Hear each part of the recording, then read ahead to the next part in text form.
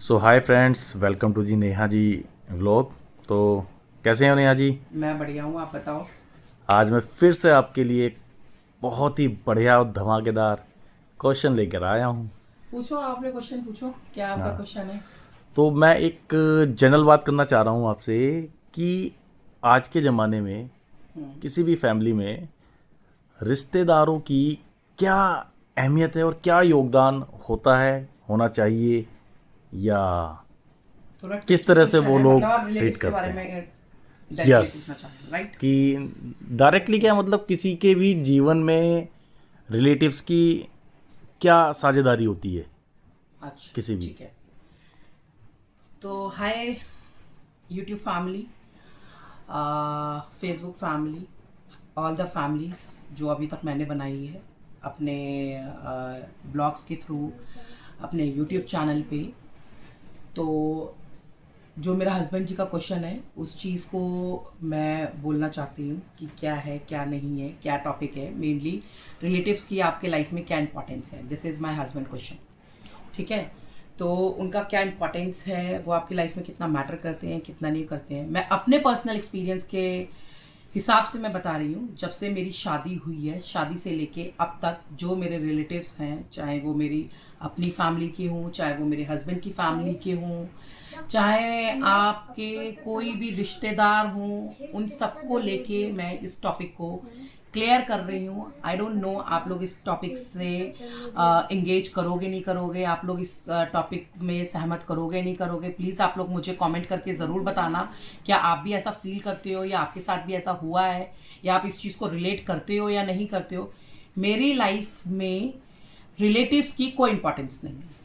मैं डायरेक्टली ये बोल रही हूँ। आप लोग को सॉरी, थोड़ा सा शॉकिंग लगेगा ये वाला स्टेटमेंट मेरा, कि कोई इंपॉर्टेंस नहीं है। वो इसलिए, जब आपकी शादी होती है, जैसे मेरी शादी को अभी 7 साल हो गए हैं, तो जब आपकी शादी होती है तब रिलेटिव्स का ये रहता है, आपकी शादी में ये नहीं मिला, आपकी शादी में ये नहीं दिया, आपकी शादी में ऐसा नहीं हुआ।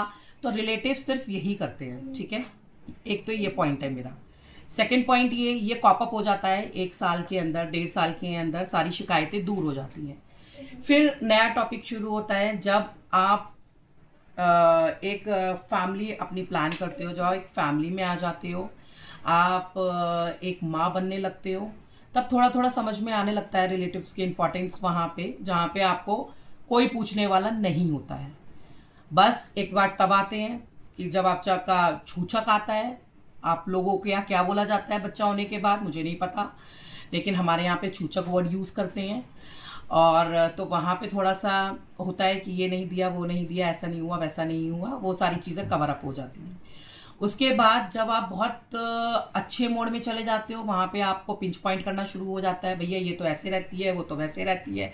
तो रिलेटिव्स का मेन जो काम होता है वो होता है कमी निकालना। मेरी हिंदी और सरल भाषा में कमी निकालना, यही एक आपका वर्ड है रिलेटिव्स का।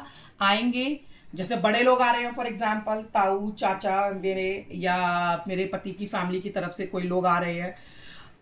अरे इसने तो मुझसे नमस्ते नहीं करी, अरे इसने तो मुझे ये वैल्यू नहीं दी, अरे इसने तो मेरे साथ ऐसा नहीं किया, अरे ये तो अपने कामों में लगी रही।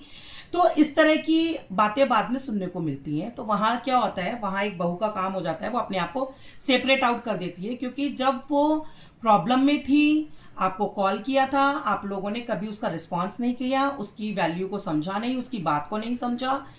जब वो पूछना बंद कर देती है तब वो शिकायतें शुरू हो जाती हैं। जब आपको पूछने लगती है, अरे इसके पास तो कोई काम नहीं है, ये तो खाली है, हमारे पास तो बहुत काम है करने के लिए। तो मुझे रिलेटिव्स का समझ में नहीं आता। जिससे आपकी शादी होती है, आपका मैटर करता है ओनली एंड ओनली आपकी फैमिली, मतलब आप जिससे शादी की नॉट में बंध के आते हो, वही एक मैटर करता है। आप जो अपनी फैमिली प्लान करते हो, आपका पति, आपके बच्चे और माँ बाप के ऊपर अभी टॉपिक नहीं है ये तो मैं उनको इस चीज़ में नहीं ले रही हूँ, मैं सिर्फ रिलेटिव्स की बात कर रही हूँ। अगर फिर भी आप माँ बाप के बारे में जानना चाहते हैं, कमेंट करना, एक नया ब्लॉग बनाएंगे उस चीज़ को लेके। तो रिलेटिव्स क्या करते हैं, जैसे अभी मेरे घर में कोई प्रोग्राम था, फॉर एग्जांपल, अगर मैं एग्जांपल के तौर पे आप लोगों को समझाना चाहूँ, मेरे घर में एक वो था प्रोग्राम। तो मेरे हस्बैंड ने सबको कॉल किया था, मैंने कुछ लोगों को मैं कर पाई थी, कुछ लोगों को मैं नहीं कर पाई थी। तो वहाँ रिलेटिव से, अरे तुम्हारी बीवी ने तो फ़ोन ही नहीं करा। अगर मेरे पति ने कॉल कर दी है तो अगर मैंने कॉल कर दिया, अरे तुम्हारे तो पति का ही फ़ोन नहीं आया है मेरे पास, तो हम कैसे आ जाएं। तो ये वाला टॉपिक मुझे लगता है हर एक फैमिली में होता होगा, हर एक रिश्तेदार का काम होता होगा।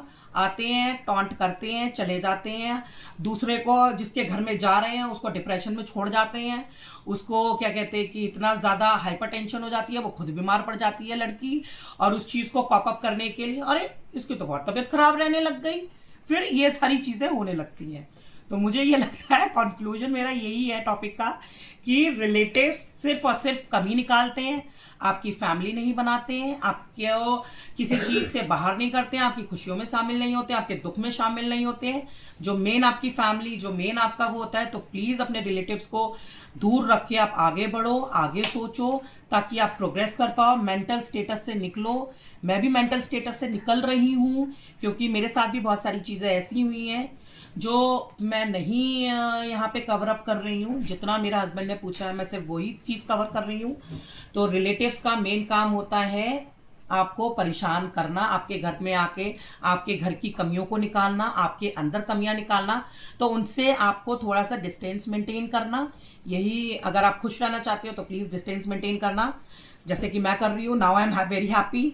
अगर रिलेटिव्स की उसमें होती ना, सैड होती, डल होती, क्रैंकी होती, क्राई कर रही होती है, कोने में पड़ी रहती, तो वो सब काम होता। अगर आपका हस्बैंड सही है, नो रिलेटिव्स मैटर। बस यही एक फंडामेंटल है आपको खुश रखने का। तो प्लीज़ आपको अगर मेरा ये वीडियो पसंद आया हो, लाइक करना, शेयर करना, कमेंट करना, अपनी फीलिंग्स मेरे साथ शेयर करना। क्या मेरी तरह आप भी ये सारी चीज़ें सोचते हो, क्या करते हो, प्लीज़ मुझे बताना। हो सकता है कि मैं गलत भी हो सकती हूँ, सही भी हो सकती हूँ, लेकिन ये आप लोगों के कमेंट करके, आप लोगों का प्यार देके मुझे समझ में आएगा कि मैं सही हूँ या गलत हूँ। मैं भी अपना माइंडसेट चेंज कर लूँगी।